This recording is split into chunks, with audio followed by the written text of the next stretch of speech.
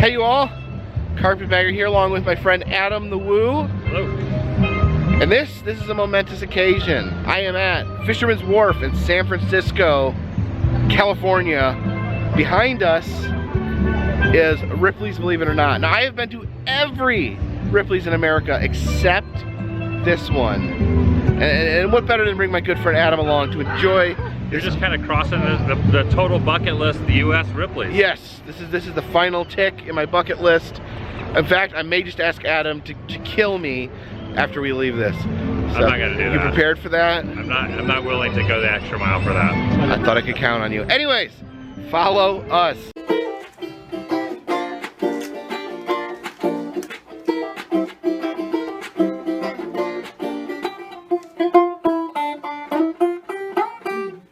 I'm thinking this exterior is meant to look like the Golden Gate Bridge.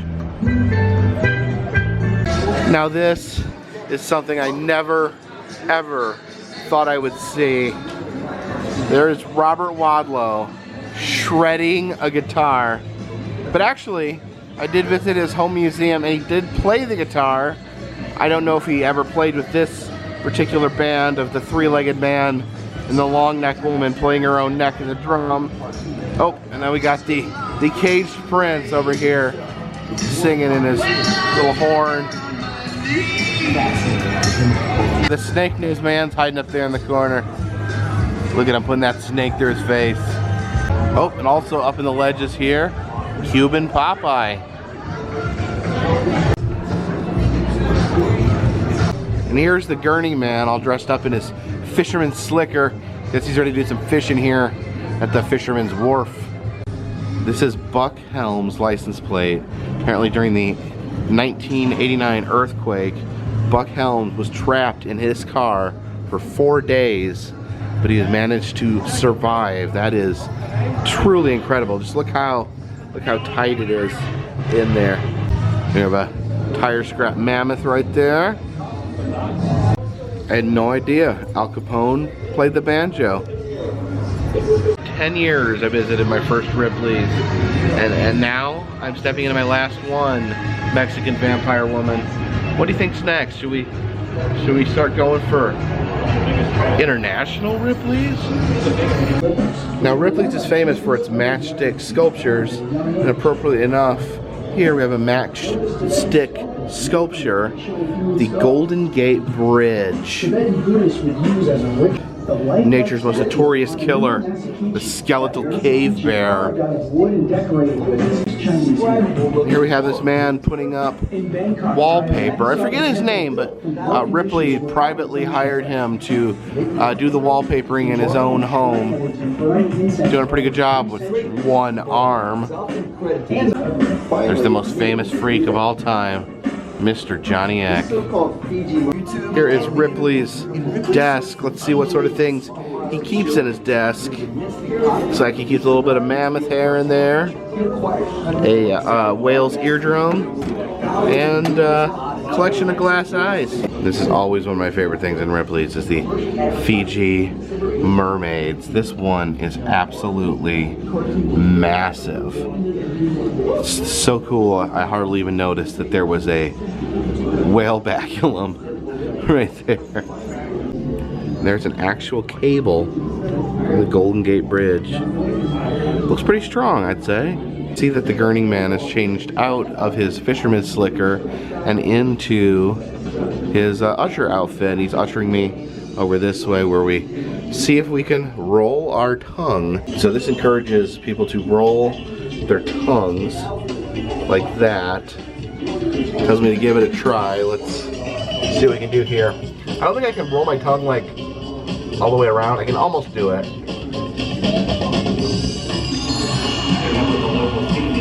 And I can do the straw thing, the fold. I don't know if that's considered rolling your tongue, but I can do this. This is my greatest parlor trick. Who else can do that? So Adam, can you do the gurn? Can you put your bottom lip over your nose? See, part of his secret is he didn't have any teeth. I think that helps. So I got some teeth for now. So you gotta knock your teeth. Gotta knock your teeth out, and then you'll be good. But look how cool it looks. Kind of scary. Also going with the San Francisco theme, there is a Matchstick cable car. Just don't get in any accidents, or you will burst into flames. Here's some original Odditorium tickets. It's a 1939 Golden Gate International Exposition, a souvenir of Ripley. So this has been around in some form since the 30s. Here we have a celebrity taxidermy. This is Goliath, the world's largest sea lion. It says that he actually traveled with Barnum and Bailey Circus until his death. And he's pretty big, I must say. Pretty large. Oh wow. Bobby Blackburn. A South African croc guide. He's a crocodile man who sharpened his teeth. Croc teeth for my own. Even with the crazy reptiles trying to eat me 3 times. My missus got a little fright at first when I went to kiss her, but she digs my croc choppers now, so I wear them all the time. Meet Major Daniel Sickles. Had his leg shot off with a cannonball, and he would actually go to the museum and visit his shattered leg and the cannonball that shattered it. Just, I guess, paying his respects. Now you see this guy a lot in Ripley. He's called the Lighthouse Man. He was a Chinese tour guide that had a candle on his head. What I didn't realize was that he actually carved a hole in his own skull so that he could insert a candle in it. That is dedication to your craft. Say, 5-pound masking tape ball made by school children. Oh look, a box. I bet there's all sorts of cool stuff in here.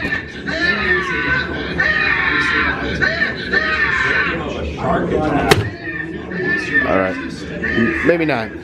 This poor lady had her feet bound into a horrible, deformed position. Now, normal moose are very dangerous. They can attack tourists. This moose is made out of nails, so he can attack you and give you a serious case of tetanus. This Chinese man had a disease that turned his face blue, which really, I mean, if it doesn't affect you in any other way, it's actually just pretty awesome. This is poor Rodney Fox. He's in a lot of Ripley's. Famous for having a horrific shark bite. Oh man. I'm gonna put some peroxide on that. And here's all sorts of good, creepy, mummified stuff. Got a mummified head. It's either real teeth, a little tiny mummified kitten, which is just a little sad, and these are the tiny hands of an Egyptian noblewoman. Genie's lamps. Test a lamp. So I guess we rub it? Whoa! Thanks for letting me out. You know, it's no problem. freezing in there. In the lamp? I guess it's time to throw another mummy on the fire. I'm just kidding. You use mummies I as firewood? Joking. For over 140 years, people believed the tall tale by Mark Twain, the mummies were so plentiful in Egypt, they were being used as fuel for trains. That's horrible. Well, that was a joke. Ground up mummies were once used to make medicine. Now, if I ever go to England, this will be the first thing I go see. Jeremy Bentham. He was a philosopher, and he is currently on display in a university. And they actually, he was mummified and preserved, and then apparently his head became so deteriorated they replaced it with a nice wax head. But for whatever reason, they decided to keep his old head in the display with him. So he has his own creepy head sitting on the floor. Yeah, let's go visit Mr. Jeremy Bentham at some point. Then we got Kamala, the wolf girl, just raised by wolves. Just like Mowgli. And what better to make out of wine corks than a donkey? Oh, hey, there's Zoltar. I didn't notice you.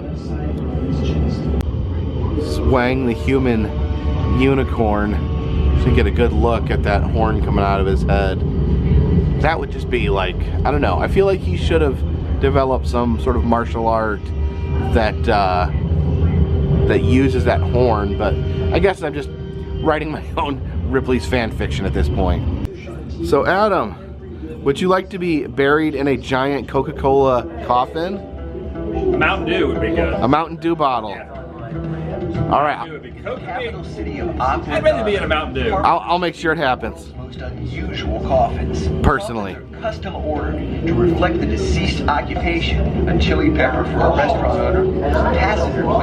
The holes in this skull were actually created by brain surgery over 1,400 years ago. Oh, I bet he was just in great shape after that, after having someone poked a needle in his brain. And up here we have the fan favorite torture items. The scourging flail, I really would like to be hit by that 0 times. Here is Sandy Allen's moo-moo. She was the tallest woman that ever lived at 7 foot 7 inches, still more than a foot shorter than Wadlow, but impressive nonetheless. Check out those big honking shoes. Looks like this room has actually got like some train theming to it. That's kind of unique. You can hear the rustling, see the lamps swaying. You can even look out the window here at the countryside. I guess this train is on the way to a Ripley's. They have all sorts of crazy artifacts in here. Look at this hammock. It's full of skulls and Yoruba dance masks. What's up, fur-bearing trout, my friend? And what train ride could be complete without a two-headed weasel? All right, this says, do not look into the hole. The world's most unbelievable. What is it? It is the back of my head. Hey, self. Yeah, the stuff's really rocking. I hope nothing gets damaged on the way to the Ripley's warehouse. This is ingenious. This is a patented toilet seat designed so that you can't stand on it because the rollers will make you fall if you stand on it. And you know, people standing on toilet seats, it's a huge public nuisance. This is Oscar, the paratrooper dummy. He actually was dropped in France as a way to distract the Nazis. They would drop fake paratroopers. So he's actually seen battle. He was dropped on D-Day. Wow. Hey, check this out. Joe DiMaggio's bathroom slippers. We got the Croc Man here. We talked to his creepy talking statue earlier. Now we get to hang out with the real thing, or the fake real thing at least. Ah.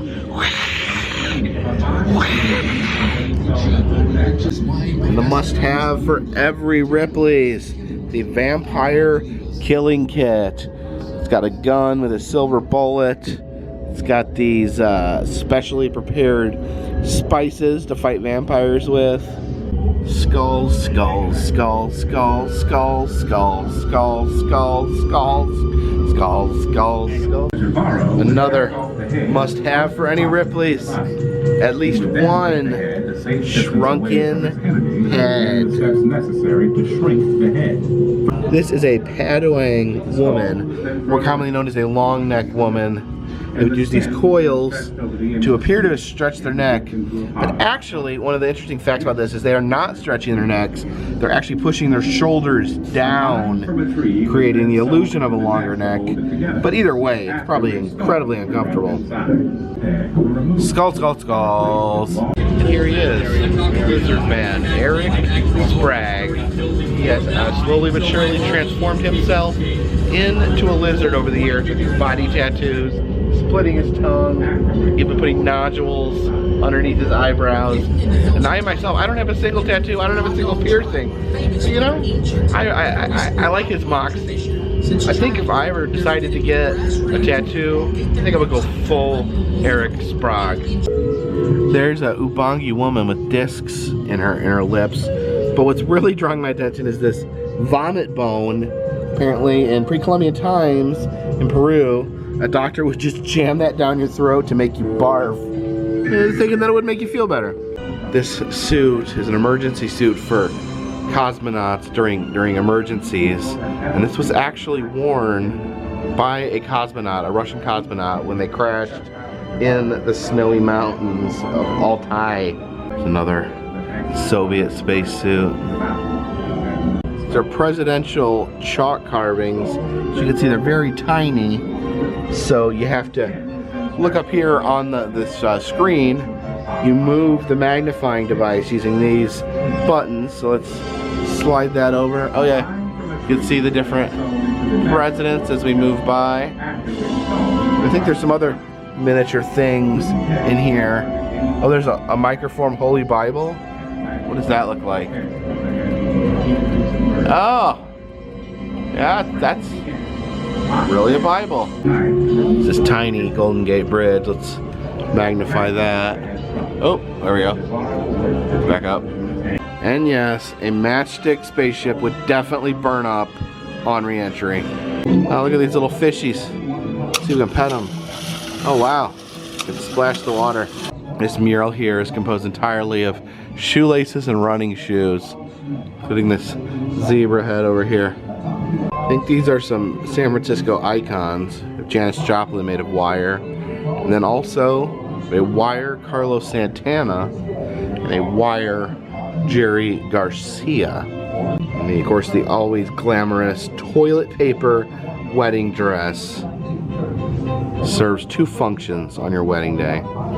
So Adam, you are normally used to towering over people. What does it feel like to be towered over for once? Awkward. Awkward. A little awkward. I hope someday I can be as tall as Wadlow, and then no one would laugh at me. What can dream? Here's someone that I sympathize with. This is Grace McDaniels, known alternatively as the mule-faced woman and the world's ugliest woman. I don't know. I wonder how she felt about being famous for being ugly. I wonder if she embraced it. I mean, that is an accomplishment. To be the ugliest, to be the est of anything is an accomplishment. But you know, I know how females can be, and she probably heard some mean things in her days. So I'd like to always keep Grace McDaniels in my thoughts. You know, be kind to each other. And celebrate peoples individually for what they are. Here's Lady Gaga, made out of various candies. Looks like her skin is made out of gummy bears.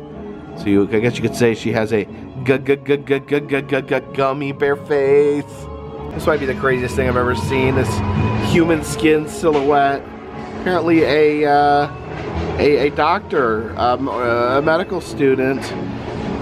He carved out a portrait of Lincoln out of a dead body's skin, and apparently later that he felt so bad about it and felt so bad about himself that he committed suicide.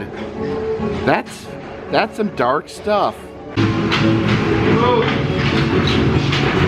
These are, I don't know if this translates, very, very disorientating. Oh my gosh, it is. Thomas Wetters, the man with the world's biggest nose. I don't like that grin on his face. There's a nude woman made out of typewriter parts that is interesting. Wait a minute, we got a red alert?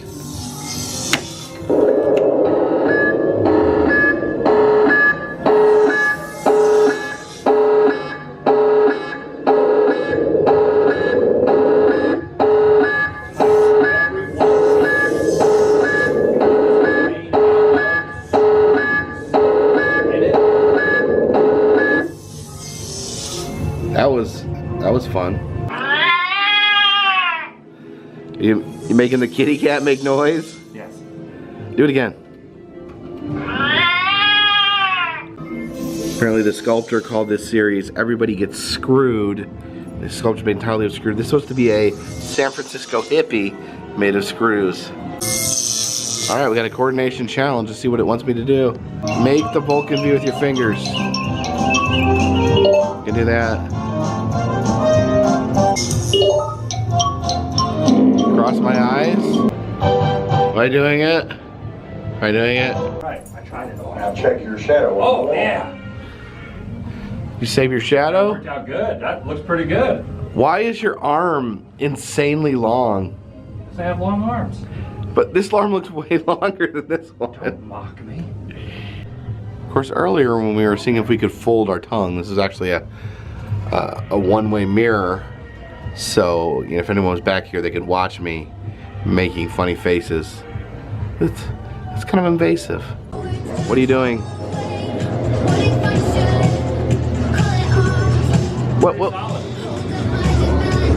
What effect are we trying to get here?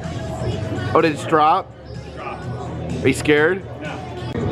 Check out this woman, just holding by her teeth, and she's twirling, twirling, twirling all the way towards freedom.